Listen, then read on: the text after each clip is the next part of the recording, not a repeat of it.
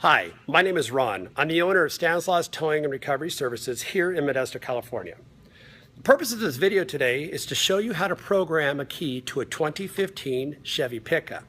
It's kind of a little inside story on how to do it without taking your vehicle down in an event that you lose a key to your vehicle and having to send it to the dealer and have them charge you a great deal of money. Now, we had received this 2015 Chevy truck through a motor vehicle accident. The vehicle stayed at our yard, was never recovered, and hence it also cleared lien. In other words, we have received ownership of the vehicle. Now, we did not get any keys to this truck.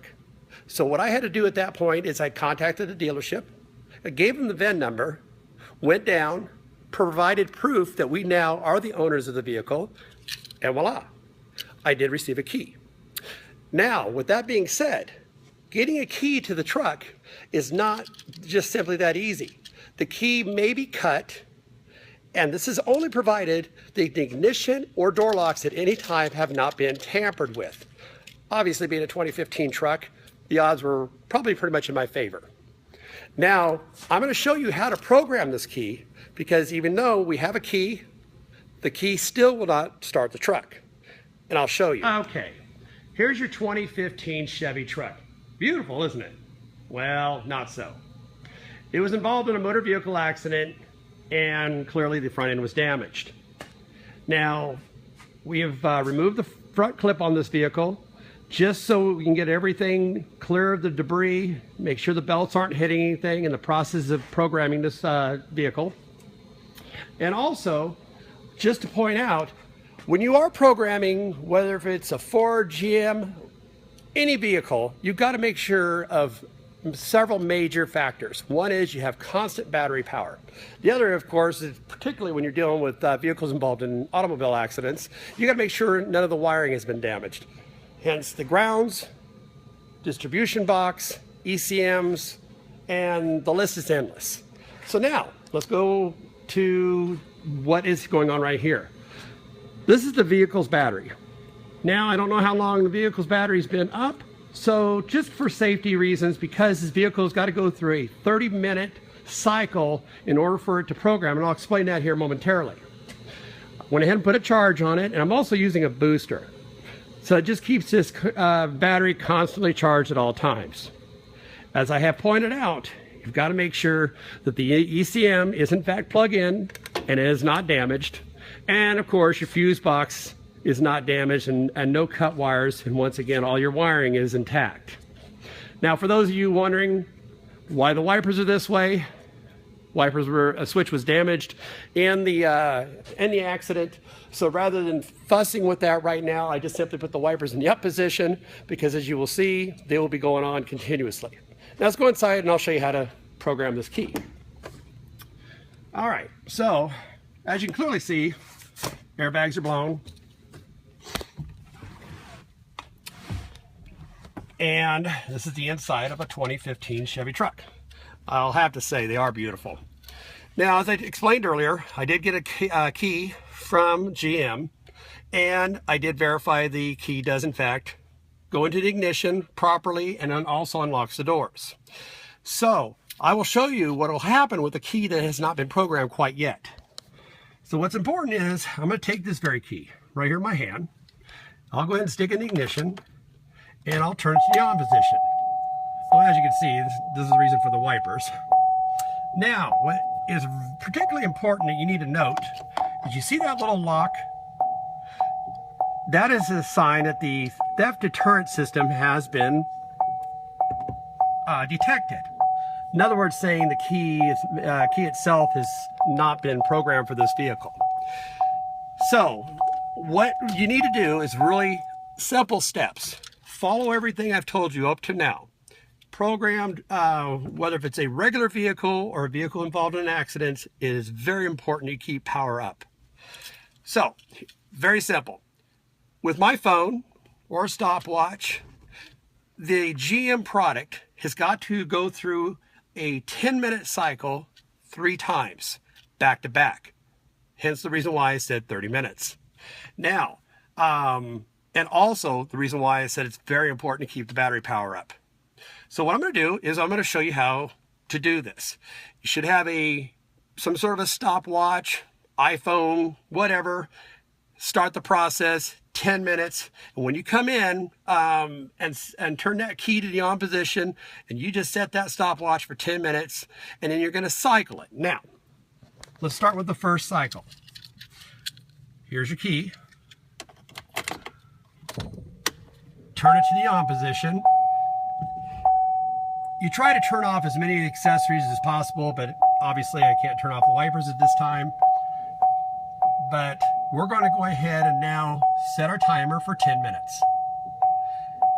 And after 10 minutes, we will reset this again. We'll revisit this here in momentarily. Okay, 10 minutes has gone by. What has happened is the sound that you're hearing goes out. You turn the key off. You wait roughly and pull the key out. That is very, very important. And you wait for all power to go out. It takes roughly about 5 minutes, or 5 seconds, I should say. There it goes out. So we're going to go back in, turn the key back to the on position. You'll see all the indications again, just like you did the first time. Once again, set your clock for 10 minutes. Okay, so turn the key off, pull it out, wait for all the power to go out. This is very important. You follow these steps. Put the key back in the on position, turn the key, and once again, your lights will be back on, and you'll see, well, unless you're involved in a motor vehicle accident, you won't see the airbag system. But here momentarily, you'll see, once again, theft system has been activated. So we're going to wait one more set of 10 minutes. And I'll get back to you. Okay, let's go back in here. This is now going to be the third time that we have gone through this cycle. We're going to now go in here, turn the key off.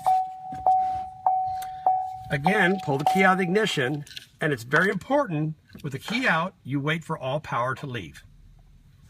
It takes about 5 seconds, as I suppose. Now the power's gone out. Take that key, put it in ignition,